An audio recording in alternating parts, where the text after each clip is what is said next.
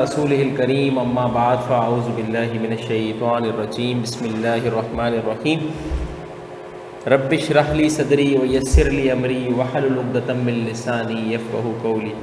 अस्सलामु अलैकुम and welcome to our first session of managerial and financial analysis.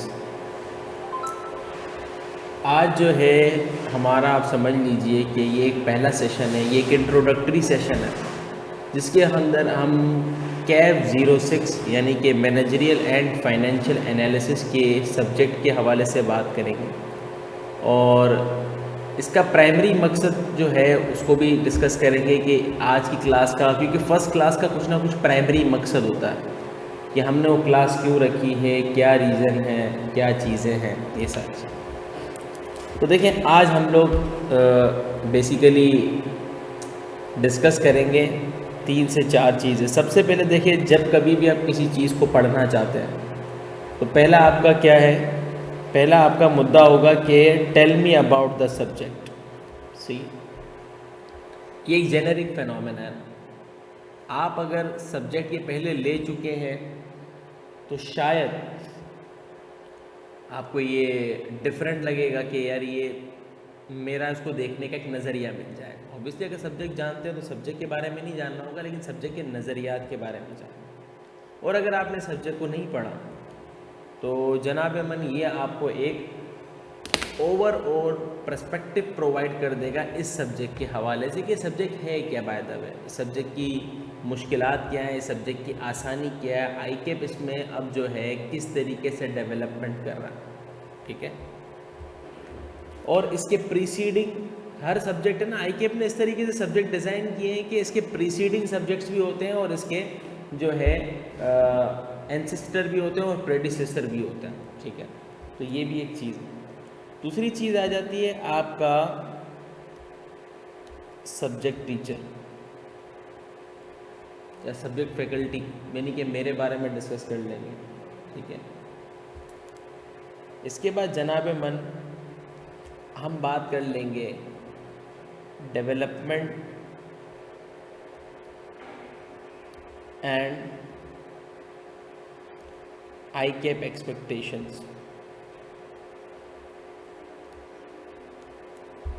ठीक है, और फोर्थ बात करेंगे कि why it has a very good result till to date.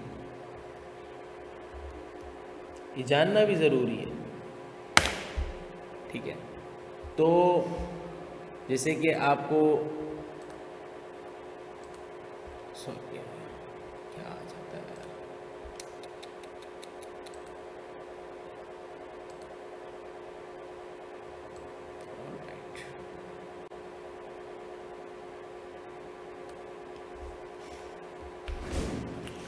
तो जनाब मन ये चारों चीज़ें हम डिस्कस करेंगे। सबसे पहले बात कर लेते हैं सब्जेक्ट के हवाले से। एनीवन हैव एन आइडिया कि ये सब्जेक्ट किस चीज़ों को डील करता है, क्या करता है, ये सब्जेक्ट का आगे स्कोप क्या है, किस तरीके से काम करता है? Anyone have any idea? अगर है तो ज़रा उसको, अपने आइडिया को भी मुझे ज़रा सेल करें कि है क्या आपके हिसाब से, आपका नज़रिया क्या कहता है। बेसिकली नज़रियात की बात कर लेते हैं। तो दो बच्चे हमारे पास प्योरली जो है वो कुछ कहना चाह रहे हैं। क्या कहना चाह रहे हैं भाई? जी, ऑल राइट, अच्छा जी, तो ये है स्टोरी लाइन। अच्छा जी, इस पर पहला एक क्वेश्चन जो आया है वो ये है कि लोग समझते हैं कि ये प्योरली जो है फाइनेंस से रिलेटेड टॉपिक है, फाइनेंस से रिलेटेड सब्जेक्ट है, या ये जो है डोमिनेंट है फाइनेंस से रिलेटेड, यानी इसमें फाइनेंस भी है लेकिन डोमिनेंस फाइनेंस की।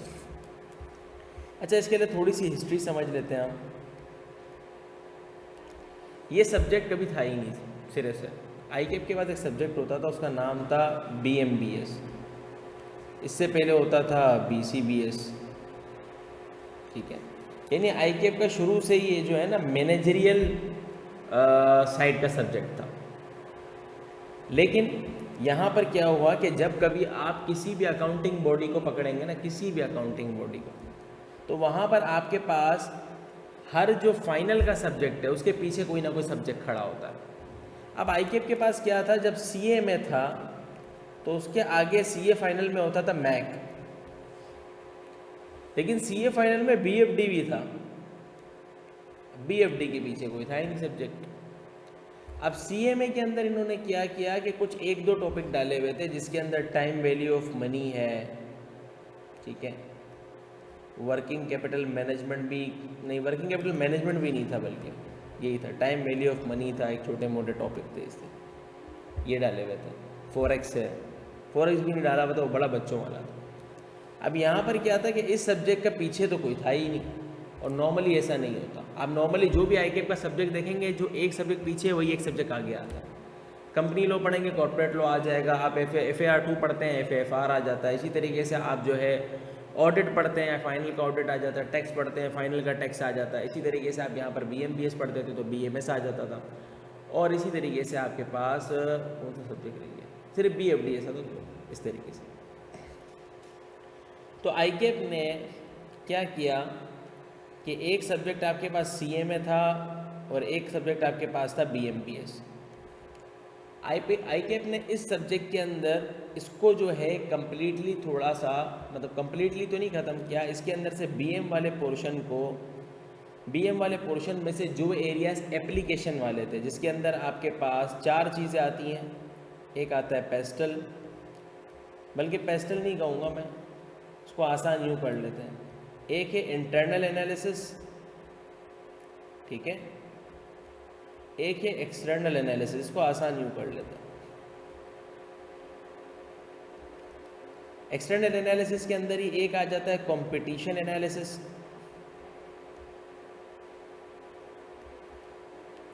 और एक आपके पास आ जाता है बेसिकली एथिक्स, और एक ऐसा एरिया है जो हर जगह पढ़ाया ही जाता है, आप उसको भी ले लें, वो है रिस्क। ये 5 चीज़ों को लिया। ये सिर्फ BMBS में नहीं था, ये कुछ BMS में भी था। किस तरीके से इनको पकड़ा, इनको बना दिया अलग, ठीक है। इसी तरीके से CMA में एक टॉपिक था, आप यूँ समझ लीजिए, एक टॉपिक था बजटिंग का। इसी तरीके से एक टॉपिक था आपके पास टाइम वैल्यू ऑफ मनी, कहते हैं उसको, ठीक है। इसी तरीके से ये जो BFD मैक के अंदर एक टॉपिक होता था वर्किंग कैपिटल मैनेजमेंट, इसको यहाँ लेके आ गया। इसी तरीके से BFD के अंदर पहले होता था फाइनेंशियल इंस्ट्रूमेंट के नाम से एक छोटा सा टॉपिक था, उसकी जगह पर BFD के अंदर एक चीज़ होती थी फॉरेक्स मैनेजमेंट, हम उसको कहते हैं शॉर्ट फॉर्म में, उसको लेके आ गया इधर। और एक चीज़ थी BFD में वैक, उसको लेके आ गया, ठीक है। अच्छा, उसका लेवल बिल्कुल उसके बराबर नहीं रखा, लेवल भी नीचे रखा। तो ये 5 टॉपिक और ये 5 टॉपिक, सही है। इन 10 टॉपिक को मिला के आईकेप ने एक नया सब्जेक्ट डेवलप किया जिसका नाम क्या था, MFA, managerial and financial analysis. ये M है, ये F है, बस सिंपल से बात याद है। सर प्रोपोर्शन क्या है इसका, अभी देख लेते हैं। जो लास्ट आपके जो अटेम्प्ट्स चल रही हैं, जो 4, 5, 6 गुजरी हैं, तकरीबन 40-42% का ये आ जाता है, और इसी तरीके से आपका 58 से 60%, मैंने बहुत क्लोजली बताया, इतना ही आ जाता है।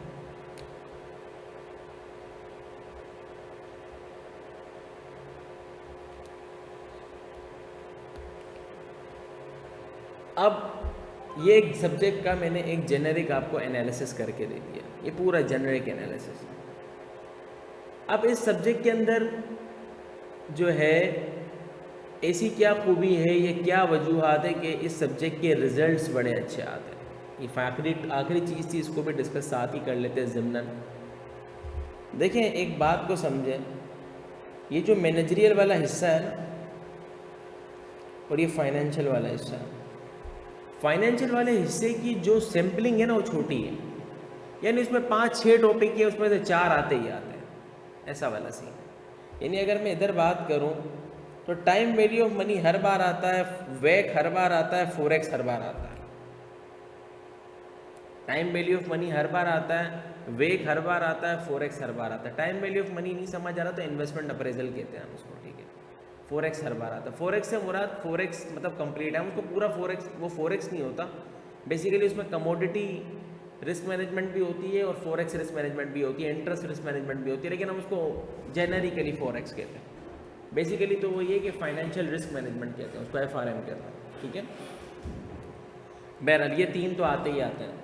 अब ये तीनों मिला के कितने बन जाते हैं भाई? 10 एक समझ लो कि 15 एक मार्क का वैक पकड़, 15 एक मार्क, 15 30 वैक और है ना टाइम वैल्यू ऑफ मनी मिला के 30 मार्क का बन जाता है। 10 से 12 मार्क का फोरेक्स आ जाता है। तो सर ये तो आप पूरे हुए हो गए नंबर, ऐसे ही है बेटा। अब इसमें क्या हो जाता है कि बसा औकात जो है इन दोनों में से 5-5 मार्क्स कम करके 10 मार्क का बजटिंग पूछ लिया, या 10 मार्क का जो है आपका क्या कहते हैं इसका सल्लल्लाहु अलैहि वसल्लम वर्किंग कैपिटल वगैरह पूछ लिया, और ये सारी, बल्कि वर्किंग कैपिटल भी ऑलमोस्ट हर बार आता है। यानी वो छोटे बड़े क्वेश्चन मिला के कर देते हैं, ठीक है। इसमें बड़ा जो क्वेश्चन आ रहा होता है वो आमतौर पर टाइम वैल्यू ऑफ मनी यानी इन्वेस्टमेंट अप्रेजल आ रहा होता है। अब ये एरियाज़ क्या होते हैं?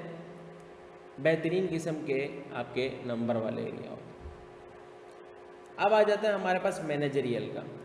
अब मैनेजरियल में भी देखो, अगर ये टॉपिक्स जो है ना ये प्योर अंडरस्टैंडिंग के टॉपिक है, प्योर अंडरस्टैंडिंग के, इसके अंदर बहुत याद नहीं करना पड़ता। मैं अगर आपको पिछली कोई BMBS की बुक दिखाऊं तो उसमें थियरीज होती थी, मोटिवेशन की theories, process theories, content theories, Herzberg ने क्या बोला, मैस्लो ने क्या बोला, एल्टन मायो ने क्या बोला, इस तरीके की होती थी। अब क्या हो गया है कि राइट नाउ जो है इसके अंदर इसको कंप्लीटली वो थ्योरेटिकल पार्ट निकाल के यहाँ पर लेके आए। देखिए इसमें भी थियरीज ही हैं ऑब्वियसली, लेकिन थियरी से ज़्यादा फोकस का है एप्लीकेशन पे, थियरी से ज़्यादा फोकस का है एप्लीकेशन पे। मिसाल है पेस्टल करना है, पेस्टल क्या एक्सटर्नल एनालिसिस करना है भाई। हर चीज़ जो आप ज़िंदगी में करते हो उसका माहौल पर असर होता है और उस चीज़ पर माहौल का असर होता है। और माहौल किसको कहते हैं? एक इकोसिस्टम है ना, आप जो भी काम कर रहे हो इकोसिस्टम है। गवर्नमेंट टैक्स बढ़ा दे आपके ऊपर फ़र्क पड़ेगा, आप टैक्स चोरी कर ले गवर्नमेंट के ऊपर फ़र्क पड़ेगा। मैं मिसाल दे रहा हूँ, ठीक है। तो हर चीज़ का एक दूसरे पे क्या है असर है। तो अब पेस्टल को समझना होता है, पेस्टल को याद नहीं करना होता, लेकिन चंद एक चीज़ें IKEAP ने ऐसी डाल दी कि वो फजूल में याद करनी पड़ती है। जैसे कि एक आध टॉपिक मैं आपको बताऊंगा जनरल IT कंट्रोल का है, इसी तरीके से एक आध टॉपिक है आपका डिसरप्टिव टेक्नोलॉजीज का। हालांकि मेरा उसमें वो है कि ये गलत है, आपको टू दी पॉइंट या टॉपिक रहना चाहिए। आप उसको फिर पेस्टल का पार्ट एंड पार्सल नहीं बनाओ, ये अलग टॉपिक है। लेकिन बहरहाल IKEAP की मर्ज़ी है भाई, सिलेबस बनाने वाले हैं, इनको क्या कह सकते। तो ये हमारे पास एक जेनरिक थिंकिंग आ गई। अब ये सवाल ये था कि रिजल्ट क्यों अच्छा आता है, इसकी तरफ आते हैं, तो मैंने एक ब्रेकअप बताया ना। अब देखें ये एक जेनरिक फिनोमेना है। एक बच्चा जो है इन जनरल बता रहा हूँ, या वो थ्योरी में तेज़ होता है या जो है नंबर्स में तेज़ होता है। ये एक जनरल फिनोमेना है, मैं इसमें कोई साइंस नहीं बता रहा आपको, ये कोई बिल्कुल जनरल फिनोमेना है। आपकी दो में से एक साइड जो है डोमिनेंट होती है। अब देखिए जिस बच्चे की नंबर साइड मजबूत है वो कितना 60% तो पक्का है ना वो। अब देखो उसकी ये साइड मजबूत नहीं है, सिर्फ मजबूत नहीं है। देखिए किसी चीज़ का मजबूत ना हो ना उस चीज़ के ना आने की दलील नहीं है, ठीक है। तो इसका मतलब ये हो गया कि यहाँ पर अगर वो किसी तरीके से थोड़े भी नंबर ऑब्टेन कर लेता है तो वो क्या हो जाता है? पास हो जाता है। अदर वे राउंड जाते हैं। एक बच्चा है उसकी मैनेजरियल साइड बहुत मजबूत है, यानी कि वो थ्योरी वगैरह एप्लीकेशन अच्छी कर लेता है, अच्छा राइटर है, लेकिन वो फाइनेंशियल में कहीं ना कहीं मार खा जाता है। तो फाइनेंशियल में अगर वो कुछ नंबर, यानी कि अगर इसमें ये बच्चा जो है 35 मार्क सिक्योर कर लेता है और 15 मार्क इसमें सिक्योर कर लेता है, फिर भी वो क्या हो जाता है? पास हो जाता है। तो दिस इज़ द रीज़न कि इस सब्जेक्ट के पासिंग रेशो क्या है? बहुत ज़्यादा है। लेकिन एक रिस्क फैक्टर है जो हर बच्चा लेके चल रहा है, और अभी राइट नाउ ये एक अलार्मिंग है मेरे हिसाब से। ये जो मैनेजरियल एनालिसिस है ना, अब तक आईकेप ने इसको बहुत अच्छे से नहीं पूछा, बहुत अच्छे से नहीं पूछा, क्योंकि इसके अंदर क्या है, प्योर एप्लीकेशन है। सही है भाई। और याद रखें, जब कभी भी सिनेरियो बनाने की गुंजाइश आईकेप के एग्ज़ाम में रही है, आईकेप ने सिनेरियो बनाया है, आईकेप ने सिनेरियो बनाया, कोई भी पेपर हो भाई, कोई भी पेपर हो, अगर उसमें सिनेरियो बनाने की गुंजाइश है, आईकेप ने सिनेरियो बनाया। और सिनेरियो फ़कत नहीं बनाया भाई, उसने बच्चों को इबरत का निशान भी बनाया। अच्छी बात यह है कि ये पूरा पेपर जो है थ्योरेटिकल नहीं है, वरना तो सिनेरियो बना बना के आपको मार दें। ये मिक्स पेपर है, तो अगर वहाँ सिनेरियो बनेगा तो यहाँ बचत हो जाएगी, यहाँ थोड़ा सा कॉम्प्लेक्स आ जाएगा तो वहाँ बचत हो जाएगी। तो इस तरीके का सिनेरियो। अब आ जाते हैं हम, बेटा ये तो हमारा हो गया। अब आ जाते हैं हम कैसे पढ़ने वाले हैं। देखो बेटा, हमारे पास एक चीज़ है फाइनेंशियल और एक चीज़ है मैनेजरियल।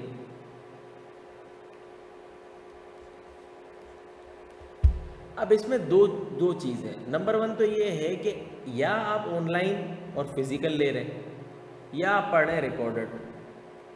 तो रिकॉर्डेड वाले बच्चे को क्या फ़र्क पड़ता है, उसके लिए तो चांदनी अमावस बराबर है भाई, उसको कौन सी उसकी सेहत पे फ़र्क पड़ना है। वो तो कल वेब सीरीज़ देखेगा नार्कोस, परसों देखेगा आपका गेम ऑफ थ्रोन्स, उसका चलता रहेगा। जब फारिग वक्त मिलेगा तो थोड़ा बहुत इस सब्जेक्ट को इज्जत दे देगा, ठीक है। तो उसके लिए तो कोई मैटर ही नहीं करता वो मैनेजरियल पढ़े या फाइनेंशियल पहले पढ़े, इससे कोई फ़र्क नहीं पड़ता। अब जो बच्चे पढ़ रहे हैं ऑनलाइन आते हैं या फिज़िकल आते हैं, तो इस दफ़ा स्ट्रेटजी ये है कि चूँकि हम बच्चों को जब ऑफ़र करते हैं कोर्स, तो हम कोर्स पूरा ऑफ़र करते हैं कि आप हाइब्रिड ले लें, ऑनलाइन ले लें, रिकॉर्डेड ले लें। तो हम शुरू करेंगे फाइनेंशियल से। सर मैनेजरियल से क्यों नहीं? द रीज़न बिहाइंड कि देखिए मैनेजरियल में कुछ चेंज आता नहीं है, ठीक है। तो हम आप लोगों को, अगर किसी बच्चे को उसको जल्दी से पढ़ना हो, हम उसके लिए अवेलेबल करा देंगे उसके लेक्चर्स, क्योंकि मैनेजरियल में कोई चेंज आता नहीं। तो हम बाकी जो है लाइफ के अंदर हम जो है उसको आगे उसको कवर करा देंगे, ठीक है। क्योंकि फाइनेंशियल में थोड़ा सा टाइम ज़्यादा लगता है और टॉपिकल ज़्यादा है, तो इस हिसाब से हम उसको एक्सटेंसिव फोकस करेंगे। But in case you want me कि मैं पहले थ्योरेटिकल पढ़ाऊँ, तो इट कैन बी डन, परेशान होने की नीड नहीं है। और देन हम फिर मैनेजरियल पढ़ाएंगे।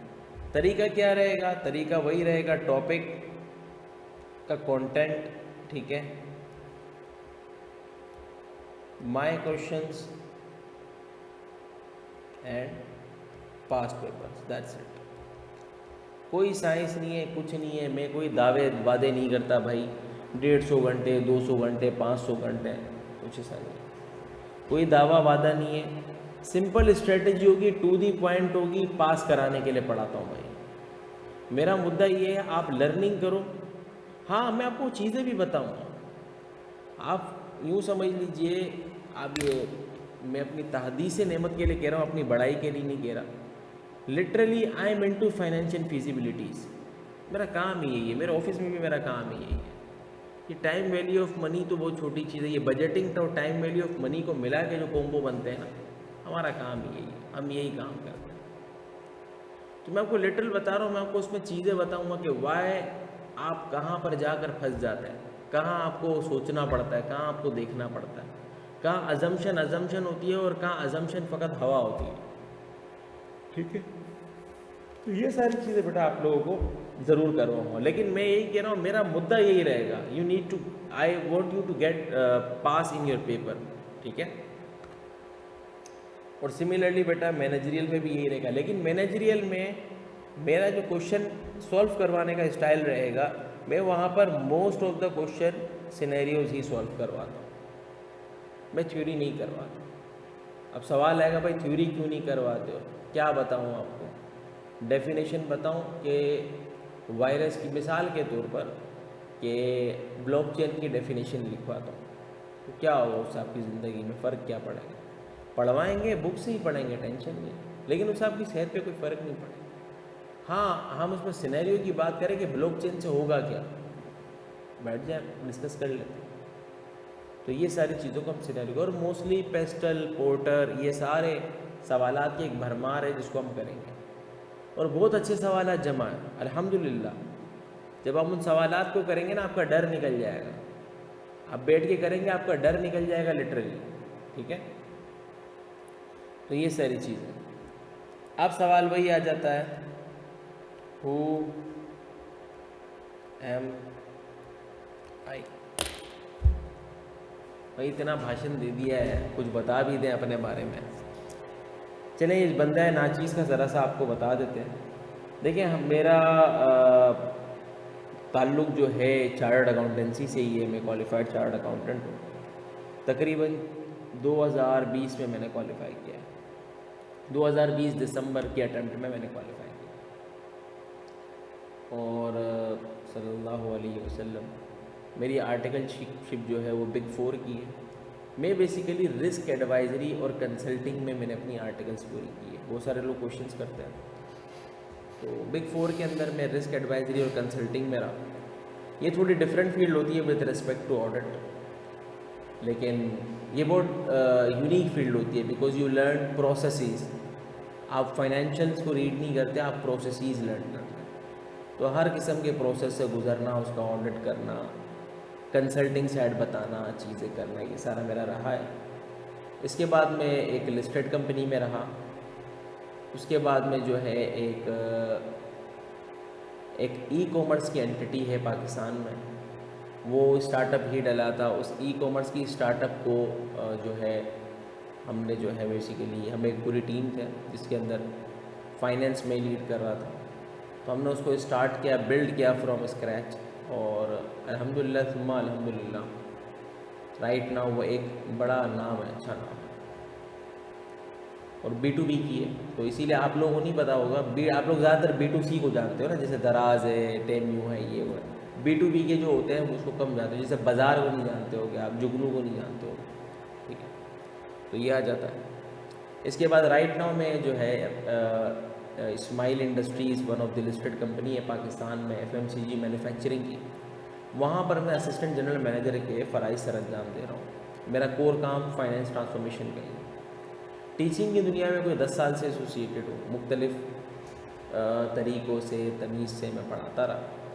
इसके अंदर मैंने मुख्तलिफ़ स्ट्रीम से सब्जेक्ट्स भी पढ़ाए हैं, इंडिविजुअल भी पढ़ाए हैं, और इंस्टीट्यूट्स के साथ भी पढ़ाया है। इंडिविजुअलिटी की बात करूँ तो FAR 2 है, FAR 1 है, कॉस्टिंग है, टैक्स है, ऑडिट है, सारे पढ़ा। लेकिन हमेशा से मेरा फोकस जो है नंबर्स ही रहा है। और अगर मैं बात करूँ उसकी प्रोफेशनल में, और मैंने इंस्टीट्यूट्स के साथ, तो मैं स्क्राइबर के साथ एसोसिएट रहा। स्क्राइबर में मैंने जो है FAR 2, CMA और FAR 1, ये 3 सब्जेक्ट्स जो हैं मैंने पढ़ा है। इसके अलावा F2 और F3 होता है ACCA का, वो भी पढ़ा है। 1-2 बच्चों को मैंने जो है ICMA में ऑडिट, और एक सब्जेक्ट है स्ट्रेटेजिक मैनेजमेंट, ICMA का फाइनल सब्जेक्ट है, तबाही सब्जेक्ट है, और आप समझ लीजिए कि उसका थोड़ा सा जूस है ना, ये मैनेजरियल के अंदर है आपका, थोड़ा सा। तो ये सारी चीज़ें हैं।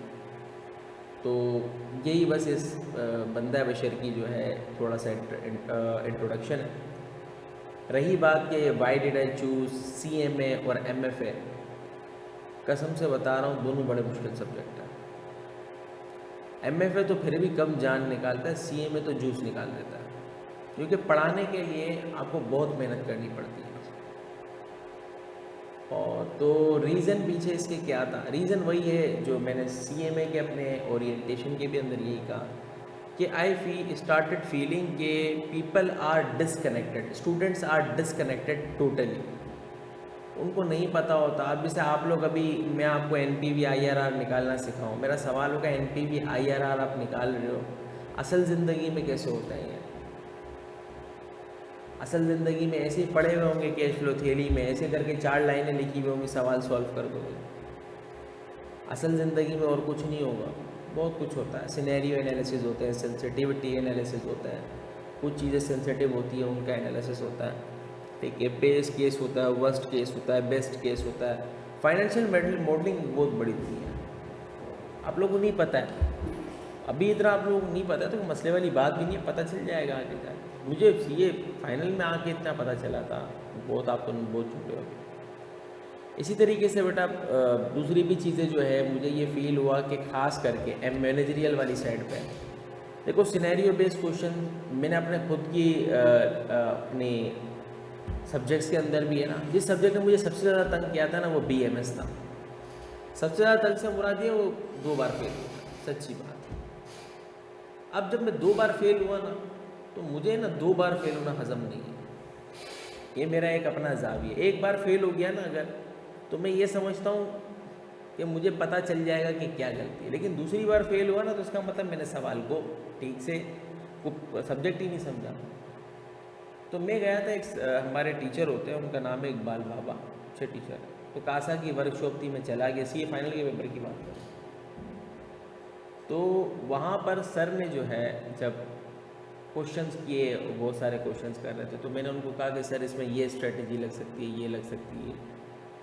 तो ये आस्क मी कि यार क्या तुमने मुझसे पढ़ा है? तो मैंने कहा नहीं सर, पढ़ा तो नहीं है, लेकिन मैंने पूरी बुक को कोई 6-8 बार पढ़ा है, पूरी बुक को, ICAP की बुक को, और मैंने क्वेश्चन भी सॉल्व करने की कोशिश की है। लेकिन मैं हमेशा सिनेरियो क्वेश्चन इसलिए नहीं सॉल्व कर पाता था क्योंकि मेरे जहन में मैं छोटे छोटे ब्लॉक्स बनाता हूँ और उन ब्लॉक्स को आपस में मिलाता नहीं हूँ कि कनेक्टेड कैसा है। जो आपने किया वो मेरे दिमाग में कनेक्ट हो गए सारे। अब मैं टॉपिक नहीं बोलूँ, तो मुझे लगा कि ये प्रॉब्लम मेरे साथ हुआ तो बहुत लोगों के साथ हुआ होगा, और हो सकता है कि हर बच्चा हर सब्जेक्ट जो है वो हर जगह से तो नहीं ले रहा होगा। तो मुझे लगा कि यहाँ पर एक गुंजाइश है कि यहाँ पर बच्चों को पढ़ाने के लिए इंडस्ट्री के बारे में और चीज़ों के बारे में पढ़ाया जाए। दूसरी चीज़ एक और है कि देखो, मैं जब पढ़ाता अक्सर मैं लोगों को कहता हूँ कि आपको मार्केटिंग पढ़ने की ज़रूरत नहीं है। मार्केटिंग को बहुत ज़्यादा पढ़ने की, आपको बहुत स्ट्रीम से पढ़ने की ज़रूरत नहीं है। आप देखो कि मार्केटिंग की जो आजकल की स्ट्रीम है वो कर क्या रही है। कस्टमर जो है उसके जहन में आइडिया कैसे एंटर किया जाता है, किस तरीके से स्लोगन बनते हैं, किस तरीके से स्लोगन के पीछे की पूरी साइंस डेवलप होती है, किस तरीके से स्लोगन को कैरी किया जाता है, मैसेज को कैरी किया जाता है। जैसे मैं मिसाल दूँ, आप सर्फ एक्सेल की ऐड देखें, उन्होंने एक चीज़ को पॉइंट आउट किया हुआ है कि दाग तो अच्छे होते हैं, लेकिन आप देखिए उसको कैरी करने के लिए वो हर साल एक ऐसा मैसेज लेके आते हैं और रमज़ान में ही लेके आते हैं जो 3-4 चीज़ों को इकट्ठा डॉट कनेक्ट करता है। नंबर 1 उनका मैसेज क्या है, दाग तो अच्छे होते हैं। अब दाग तो अच्छे होते हैं तो इनको कोई अच्छा काम दिखाना है, अच्छा काम दिखाना है तो इन्होंने उसको सोशल से जोड़ना है, और उसको पता है कि पाकिस्तान में सोशल और रिलीजन को जोड़ दो, हर चीज़ जो है क्या हो जाती है आपकी, वो बिक जाती है। आप देखिए उनकी हर ऐड के अंदर आपको नज़र आएगा, हर ऐड के अंदर, समझ रहे हैं। इसी तरीके से आप बसा औक़ात मार्केटिंग में क्या होते हैं, क्लेम्स होते हैं। ज़रूरी नहीं है वो ओरिजिनल क्लेम हो, फॉल्स क्लेम्स भी होते हैं। मिसाल के हर 10 में से 9 डॉक्टर एक फ़लाँ टूथपेस्ट रिकमेंड करते हैं। अब मेरा सवाल ये है, वो एक कोई कहानी पता होगी ना, तो ये 10 का सैंपल साइज़ क्या है। अब देखिए ऐड आ भी नहीं रही क्योंकि इस ऐड में मसला हुआ था। तो अब देखिए हर जो चीज़ आपके पास होती है ना, आप उसको कैरी करते हैं मार्केटिंग के अंदर। तो इसी तरीके से, जिस तरीके से मैंने कहा कि मार्केटिंग का आपको बाहर से पढ़ना चाहिए, मतलब क्या आपको पढ़ना चाहिए कि मार्केट क्या कह रही है, वही मार्केटिंग है। इसी तरीके से जब आप स्ट्रेटेजिक एनालिसिस करने जाते हो, जो कि आपका सब्जेक्ट है मैनेजरियल एनालिसिस का, अगर आप उसको मार्केट को नहीं समझते हैं ना, तो आप स्ट्रेटेजिक एनालिसिस नहीं कर सकते। आपको समझ ही नहीं आएगा कि मैं जो फैसला लेने जा रहा हूँ या गवर्नमेंट कोई फैसला करने जा रही है उस पर रिस्क है। मैं मिसाल दूँ आपको, गवर्नमेंट ने परसों ऐलान किया कि अब से 10 रुपये जितने भी सोलर के जो हम यूनिट खरीदेंगे, यानी कि सोलर पे अगर आप बिजली बनाएंगे, आपके पास बिजली के यूनिट ज़्यादा हो गए कंजम्पशन से, तो वो हम 27 रुपये के बजाय 10 रुपये में ख़रीदेंगे। कितने रुपये में ख़रीदेंगे भाई? 10 रुपये में। अब एक बंदा है, उसने बड़ा सोलर लगाया हुआ था, उसकी कैपेसिटी, उसको 5 वोट की ज़रूरत है और उसने कोई 7.5 वोट का या 6 वोट का या 8 वोट का लगाया हुआ था। मैं वोट नहीं, किलो वोट की बात। अब क्या हुआ, अब जैसे ही, अब जाहिर है उसकी कंजम्पशन तो है नहीं, अब उसने तो क्या किया हुआ था, क्यों लगाया था, इसने सोचा था मैं गवर्नमेंट को बिजली बेच के ये प्रोजेक्ट के पैसे क्या कर लूँगा, रिकवर कर लूँगा। अब गवर्नमेंट ने रेट हिलाया, अब ये रेट कंज्यूमेट हो जाएगा, जो भी हो जाएगा, देखो उसकी तो कॉस्ट, उसको तो प्रोजेक्ट बढ़ गया, लेकिन साथ ही साथ मार्केट में जितने सोलर पैनल बिक रहे थे उसी हिसाब से बिक रहे थे ना, कि हम इसको लगाएंगे तो इतने इतने बिजली के यूनिट बनेंगे, हम इतने बेचेंगे तो हमारी इतनी वैल्यू ड्राइव होगी। अब उसकी तो वैल्यू ड्राइव क्या हो गई है, कम हो गई है। तो अब कोई भी बड़े यूनिट नहीं बिकेंगे, सब छोटे छोटे लगाएंगे। तो अब पहले क्या हो रहा था कि बैटरी के साथ और वायरिंग के साथ जो कॉम्बो बिक रहा था वो 10 प्लेटों का याद एक बिक रहा था, अब हर 2 प्लेट के साथ एक बिकेगा। मिसाल दे, आप समझ रहे हैं, देखिए पूरी मार्केट हिल गई ना, डिस्टॉर्ट कर दी मार्केट। अब गवर्नमेंट के एक डिसीजन थे, एक डिसीजन से गवर्नमेंट ट्रेन की प्राइसेस बढ़ाने का ऐलान कर देती है, मिसाल है। तो होगा क्या कि तमाम बसेस की जो प्राइसेस है ना, बसेस की जो प्राइसेस है उनको क्या मिलेगा, बढ़ाने का चांस मिल जाएगा। क्यों, जब, इसकी वजह बताता हूँ, जब ट्रेन के अंदर लोग जाएंगे, जब प्राइसेस बढ़ेगी तो लोग ट्रेन से, बहुत सारे लोग होंगे जो प्राइस सेंसिटिव होंगे, वो ट्रेन से कम मूव होंगे बस में। तो बस वाले क्या करेंगे, डिमांड की वजह से भी प्राइस बढ़ाएंगे और वो कॉपी भी करेंगे, क्योंकि similar industry, that is that. तो आपको रिस्क फैक्टर समझ में आना शुरू हो जाएंगे, आपको बिजनेस समझ में आना शुरू हो जाएगा। मैं सिर्फ इसी चीज़ की आपको नॉलेज दूंगा। तो इंशाल्लाह मेरा बैकग्राउंड भी इसी तरीके का है और मैं इंडस्ट्री से मुंसलिक भी फ़कत इसीलिए हूँ, इसीलिए ही मैं अपने ऑफिस में और अक्सर मैं यही लोगों को कहता हूँ और ये कमेंट मेरा है, वंस आई स्टार्ट बिलीविंग कि I am not valuing adding any value to the organisation due to any reason, मुझे यकीन आ जाए ना, कि अगर मुझे यकीन आ जाता है कि मैं जिस ऑर्गेनाइजेशन में काम कर रहा हूँ उसमें मैं कोई वैल्यू ऐड नहीं कर रहा, तो मैं उस जगह को छोड़ना ज़्यादा मुनासिब समझूंगा और कोशिश करूँगा कि छोड़ दूँ। ज़रूरी नहीं है कि मैं वैल्यू इसलिए ऐड नहीं कर पा रहा कि वो मेरे अंदर खामी होगी, हो सकता है उस ऑर्गेनाइजेशन में गुंजाइश ना बची हो, वो अपने मिनहाज पे हो, ठीक है। तो इस तरीके से भी होता है। तो मैं यही हमेशा लोगों को रिकमेंड करता हूँ, क्योंकि you shouldn't be the misfit of any organisation. Same goes for my teaching. मैं कभी भी टीचिंग के अंदर अगर मैं पीछे हट जाता हूँ, कभी नहीं पढ़ाता हूँ, तो मैं 2 चीज़ों को देखता हूँ, क्या मैं वक्त दे पा रहा हूँ, क्या मैं क्वालिटी मेंटेन कर पा रहा हूँ। अगर मुझे लगता है मैं नहीं कर पा रहा, मैं छोड़ देता हूँ। तो इसी सबब से मैं इन चीज़ों को मेंटेन कर रहा हूँ, सब कुछ कर रहा हूँ, और मैं आपको कोशिश करूँगा कि अपना जो मेरा माफ़ी ज़मीर है वो आप लोगों तक ट्रांसफ़र हो, आप लोग उसको सीखें, समझें, क्योंकि ये आप लोगों के लिए एक, समझ लीजिए, अच्छी अपॉर्चुनिटी है कि इंडस्ट्री के अंदर जो लोगों के साथ, मैं अपने आप को एक्सपर्ट तो नहीं कहता, लेकिन मैं ये कहता हूँ कि इंडस्ट्री की एक नॉलेज रखने के साथ साथ जब मैं आप लोगों को ट्रांसफ़र करूँगा तो उस सब्जेक्ट के अंदर आपको एक फिलर आएगा, डिफरेंट फिलर आएगा। तो हमारा बेटा देखें, ये मुद्दा भी हो गया, ये मुद्दा भी हो गया और ये मुद्दा भी हो गया। अब डेवलपमेंट के हवाले से मैंने जैसे कर दिया और आईकेप की एक्सपेक्टेशन क्या है मैंने जैसे बता दिया। डेवलपमेंट तो मैंने आपको सारी बता दी, आईकेप कैसे लेके चला है, क्या है क्या नहीं, और आगे कैसे लेके चलेगा। आईकेप बस जहन में रख लें, ये जो मैनेजरियल एनालिसिस है ना,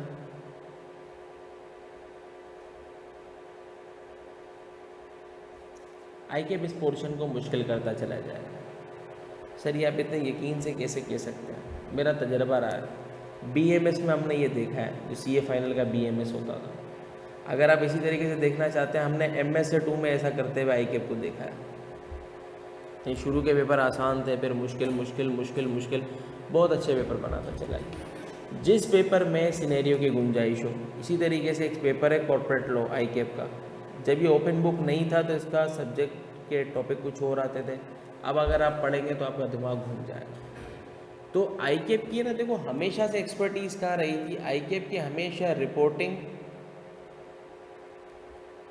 कॉस्टिंग और फाइनेंशियल मैनेजमेंट, ठीक है, रिपोर्टिंग, कॉस्टिंग, मैनेजमेंट, अकाउंटिंग, ये सब है। इस और एक और सब्जेक्ट ऑडिट, सॉरी, इसमें आई कैप का पेपर हमेशा ही अच्छा रहा है। आप कंपेयर करना चाहें आप कर सकते हैं, आपकी सवाबदीद है। आप कंपेयर करें इसको ACCA से कंपेयर करें, आप कंपेयर करें इसको ICMS से, CPI आयरलैंड से, CA नाइजीरिया से, CA श्रीलंका से, CA बांग्लादेश से, जहाँ से करना है करें, आई डोंट केयर। इवन तो ICAEW के भी कुछ पेपर्स जो है नीचे के लेवल के, उसमें उसके मुकाबले में आई कैप का पेपर मुश्किल होता है।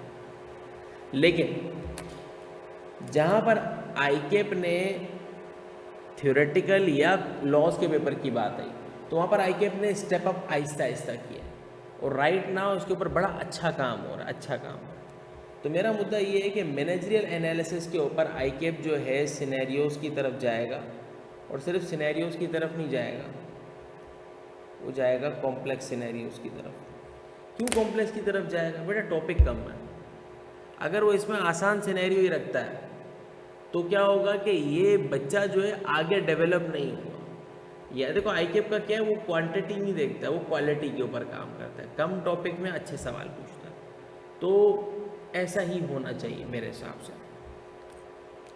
तो मेरा ये मुद्दा है कि हमने वैसे इस दफ़ा जो पेस्टल का सवाल आया है लास्ट में, वो हाइब्रिड गाड़ियों वाला और ये सब इलेक्ट्रिक कार्स वाला, मैं लिटरली ऐसा सवाल मेरे पास था, मैंने लिटरली करवा दिया, बिल्कुल ऐसा सवाल करीब करीब मिलता है। तो ये सब चीज़ें ऐसा होता है क्योंकि आपको एक आइडिया हो जाता है, मैंने सवाल डेवलप किया है, तो ये सारी चीज़ें हुई, तो ऐसा होता है। लेकिन हमने कॉम्प्लेक्स सवाल डेवलप किया था, तो जिन बच्चों ने साथ किया था वो बच्चे एग्जाम में भी अच्छा परफॉर्म कर गए। तो ये सिनेरियो है। तो मेरी यही गुजारिश है कि बिस्मिल्लाह करते हैं, स्टार्ट करते हैं। आई कैप की एक्सपेक्टेशन भी यही है कि हम जो है अच्छे से सवालात को सॉल्व कर सकें। पेपर कैसे करेंगे, क्या करेंगे, वक्तन फ़वक्तन मैं आपको बताता रहूँगा, इसमें कोई मसले वाली बात नहीं है। पेपर इसके बहुत मुश्किल नहीं होते, पेपर ईजी होते हैं, ज़िंदगी आसान होती है, बहुत मुश्किल नहीं होती। तो ये सारा का सारा आपका एक सिनेरियो रहता है। और इंशाअल्लाह अज़्ज़ व जल हमारा, मैं अगर सिलेबस के हवाले से और चीज़ों के हवाले से तो बता चुका हूँ, लेकिन वैसे ही बता देता हूँ। देखिए हमारा जो सिलेबस जो है वो 120 से लेके 140 आवर्स तक रहेगा। बहुत अनयूजुअल बात है कोई टीचर आवर्स बता दे, मैं बताता हूँ कि रीज़न है मेरे पास पीछे। हर बच्चा एक सब्जेक्ट तो नहीं ले रहा ना, उसको अपने आवर्स मैनेज करने हैं, 4 मंथ हैं और ये सब चीज़ें। तो मैं बच्चों को समझाता हूँ, बेटा देखो 3 सब्जेक्ट लेने का मतलब क्या है,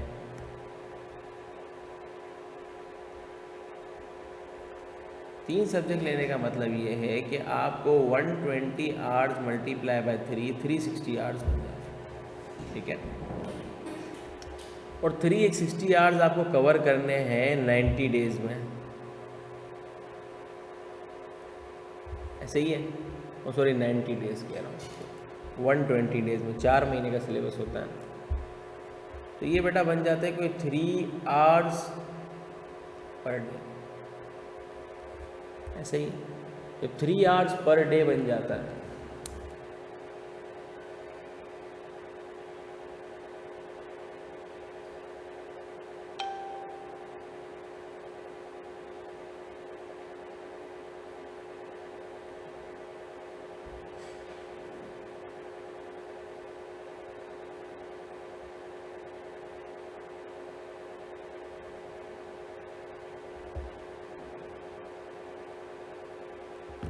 सही 3 hours per day, 3 hours per day आपको नॉर्मल टीचर के साथ रहते हुए पढ़ना है, ठीक है।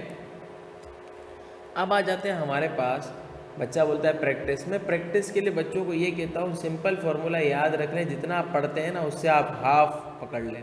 तो ये हो गया 1.5 आवर्स, तो 4.5 आवर्स पर डे।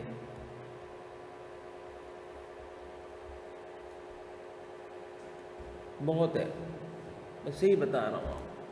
अब मैंने इसको एक एवरेज आउट किया है ना, तो कभी इसकी क्लास होगी, कभी उसकी क्लास होगी, कभी उसकी क्लास होगी, क्योंकि सबकी क्लासेस एक दिन तो नहीं होती, नॉर्मली ऐसे ही होता है।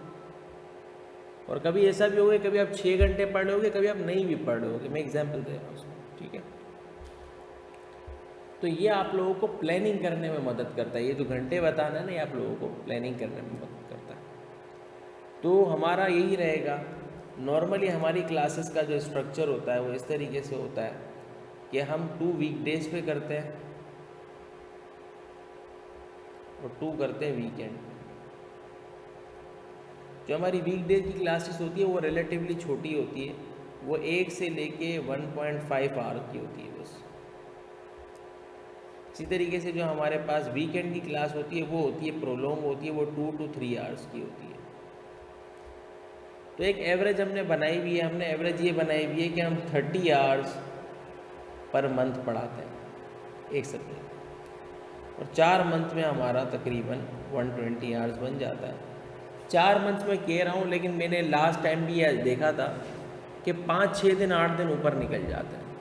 तो इसी वजह से मैंने 120 से 140 आवर्स का, क्योंकि वो 5-6 दिन में हम इतने, एक हफ्ते का मतलब वही हो गया ना, एक हफ्ते में हमको ये, क्योंकि फिर वो टॉपिक कम रह जाते हैं तो फिर 5-7 घंटे 8 घंटे खींच देते हैं। तो ये सारी कहानी। तो ये एक छोटा सा मैंने एक फिनोमेना आपको बता दिया कि what we are going to do and how you are suppose to learn. ठीक है, अब आप लोगों की सवाबदीद है।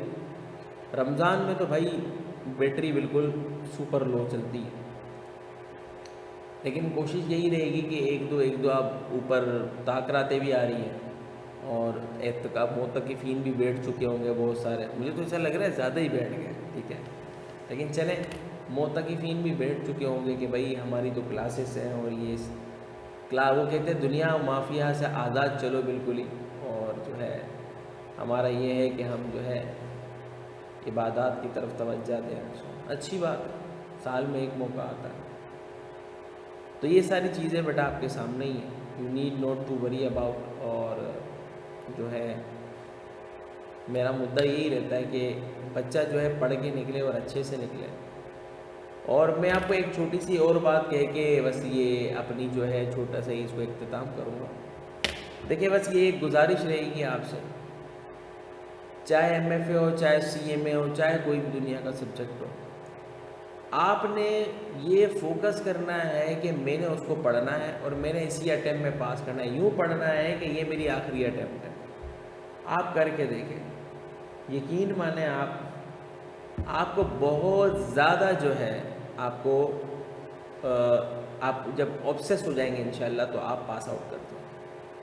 बच्चे आते हैं, एक बच्चा आया, उसने बोला मैंने 8 अटैम्प्ट से तो पेपर नहीं दिए, 4 साल से उसने पेपर नहीं दिया, अब उसके पास 3 साल से पेपर नहीं दिया, ऐसे कुछ है, उसके पास 2 अटैम्प्ट बची है, 3 साल से पेपर नहीं दिया, डिस्क्वालिफिकेशन। मैंने उसको कहा छोड़ दो भाई आप, क्योंकि जब आपने एक बार भी नहीं पढ़ा तो आप दे ही नहीं सकते 4 पेपर देना और निकल जाना। इतने सारे कोइंसिडेंट कैसे हो सकते हो? बोलते हैं नहीं मेरे हिसाब से मेरे पास 3 अटैम्प्ट है। मैंने कैसे हैं भाई? बोलते 4 अटैम्प्ट है। मैंने बोला कैसे हैं? तो बोलता है मैं 6 पेपर निकाल दूँ तो 2 पेपर के लिए 2 एक्स्ट्रा अटैम्प्ट मिल जाती है ना। मैंने बोला क्या कॉन्फिडेंस की इंतहा है। तो देखो, बगलोलों वाले फैसले करने की ज़रूरत नहीं है, थोड़ा सा जहन के साथ कॉन्सेप्चुअली सोच विचार के आपने फैसले करना है, ठीक है। और सेकेंडली ये है कि मैं आपको ये भी कहूँगा कि in case if you feel you want to discuss something in person, ठीक है, यार ये जो है सर ये टॉपिक का मसला है, ये मसला है, मेरी जूती टूट गई है, मेरे कपड़े, बहुत सारे बच्चों के डिफरेंट मसले होते हैं। सर मैं क्या करूं, मेरे 4 पेपर हैं, मेरे घर के मसाइल हैं, मैं टेंशन में आ जाता हूं, मैंने 3 पेपर नहीं दिए, 2 पेपर नहीं दिए एंड सो। अगर आप कुछ भी देखना चाहते हैं तो आपने क्या करना है, उसको टेक्निकली चीज़ों को मुझसे डिस्कस कर लेना है। मैं उम्मीद करता हूँ अल्लाह ताला जो है आप लोगों को इस मकसद में, जिस मकसद के लिए आप कर रहे हैं, उसमें उसको कामयाबी से हमकनार रखें। और जहाँ तक मुझसे मुमकिन हो सकेगा मैं कोशिश करूँगा कि आप लोगों के लिए ज़्यादा से ज़्यादा मैं जो है चीज़ों को आसान करूँ और हमवार करूँ। अस्सलामु अलैकुम।